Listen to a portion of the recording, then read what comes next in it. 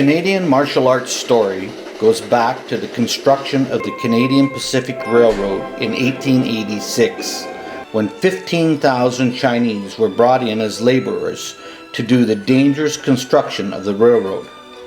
With them came their folklore and traditions, of which one was Kung Fu.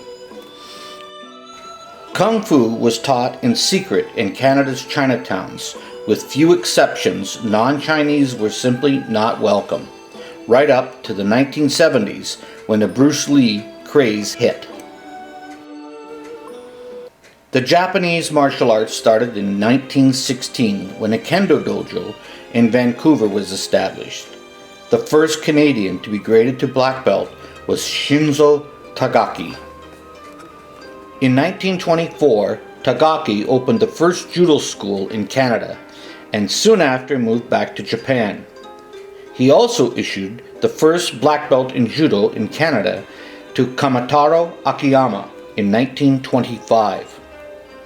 His successor was Steve Sasaki, who opened a school on Powell Street. Sasaki had immigrated to Canada in 1922.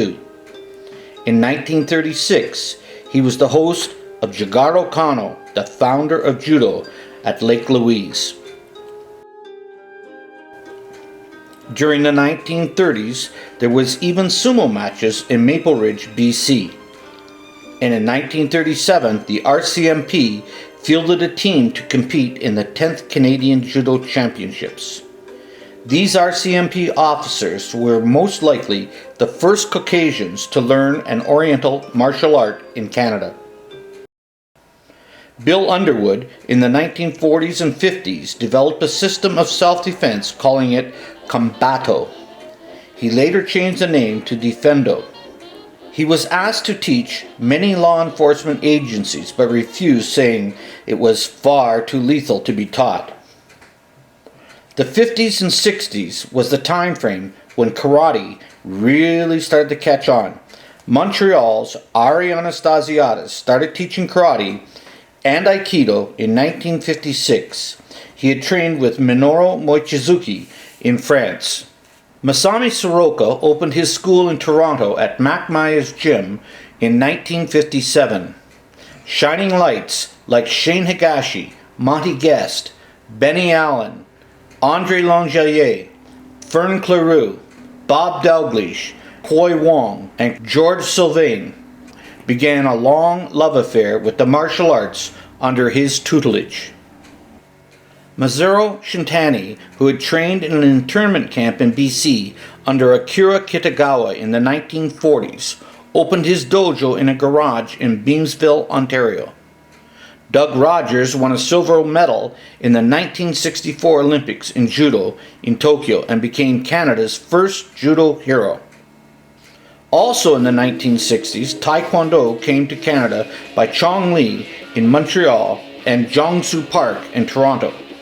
Both men were famous for exciting, gravity-defying jump kicks and amazing demonstrations. Calgary had Dr. Olaf Simon begin a long tenure as Western Canada's karate and kung fu master. The 1960s was also the time period that our 15th Prime Minister, Pierre Elliott Trudeau, began his 20 years of training in judo under Masao Takahashi. Even John Diefenbaker, our 13th Prime Minister, was given an honorary black belt in judo. By the end of the 1960s, schools were coming out of the back alleys and basements, and tournament champions like Wally Slokey, Dwight Shear, Teddy Martin, and George Sylvain emerged.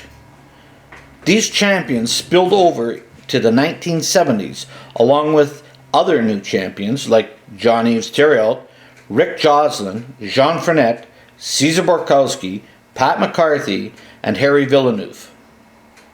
Some, like Don Warner, even made it into the Guinness World Book of Records by breaking bricks in 1973. The 1980s and 90s was a period that commercialism grew its roots, and professional schools were set up with long-term memberships, set curriculums, and belt standards based on dance school and health club principles. A new set of martial arts champions also stepped into the squared circle. Names like Robert Loyer, Samuel Detsky, Peter Gilpin, Don James, Ted Jungblut, Michael Bernardo, and Jalal Mary. Then, in the 1990s, the UFC style of fighting became the flavor of the day, and by the 2000s, Canadians like Georges St-Pierre, Michael McDonald, and Jeff Joslin were putting Canada on the map worldwide yet again. In 2006, the Canadian Black Belt Hall of Fame was established, and since then it has inducted over 50 deserving individuals who have helped promote martial arts, making words like judo, karate, taekwondo, and kung fu household words across our great land. What will the next century bring us is a great question, but one thing for sure, the day of the white belt and the white uniform is long from gone.